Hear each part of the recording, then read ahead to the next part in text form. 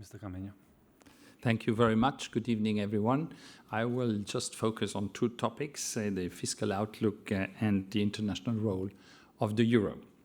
First, I would like to thank the European Commission and the European Fiscal Board for their thorough assessments. Risks remain tangible, and the uncertainty around the geopolitical tensions in the Middle East stay high. The ESM broadly concurs with European Commission's fiscal stance for 2026, which look appropriate given the prevailing outlook. In this volatile and uncertain global environment, the ESM has published the first edition of its Euro Area Stability Watch, which focuses on two external risks: the re-escalation in the Middle East and a potential sharp repricing of US assets.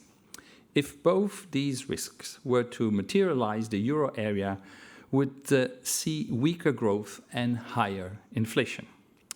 In the ESM's Stability Watch, staff simulations show that in such a severe scenario, where these shocks would both materialize at the same time, euro area could move into slightly negative territory, while inflation could rise to close to 5% by the end of the year. This would weigh on budgets, and higher inflation would push up interest rates and borrowing costs. It enforces difficult budget trade-offs. That is why governments need to continue doing their homework, and that is rebuild buffers, protect investment, and focus on growth-enhancing priorities.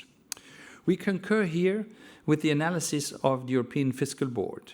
In this respect, I would also like to mention the EU fiscal rules to which we have to always relate and which we need to comply with.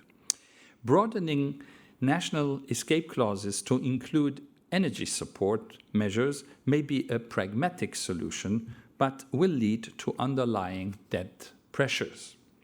Every exception carved out today will require more fiscal adjustments tomorrow. Coming now to the international role of the euro. This also matters for the international standing of the euro. The ECB's report on the international role of the euro confirms the strong euro-denominated issuance in 2025, with signs that the euro could act as a safe haven currency in times of market stress.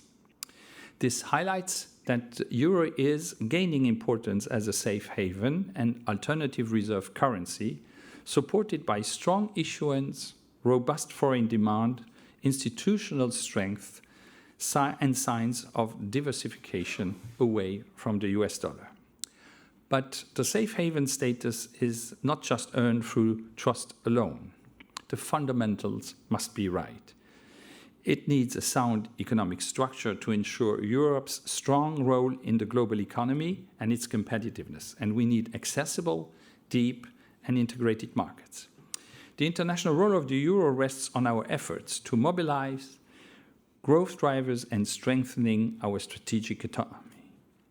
Draghi and Letta reports have given us the blueprint, both for directions of national reforms and European action.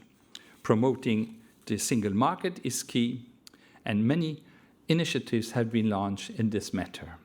They need to be complemented and implemented. The Savings and Investment Union is a cornerstone of where this becomes concrete. It can help turn Europe's large savings pool, over 10 trillion euro, into productive investments. We also need to set the basis for Europe's future in a digitalized financial system. We very much welcome the progress made on the digital euro project. Digital central bank money will be the backbone of our financial system and a comparative advantage, promoting the international role of our currency. The ESM is part of this landscape. Financial stability is our mandate, and a stable euro is what gives international investors confidence to hold euro assets in the first place. Finally, I would like to congratulate Kyriakos on the priorities for next year's discussion, which is a very ambitious plan. Thank you very much.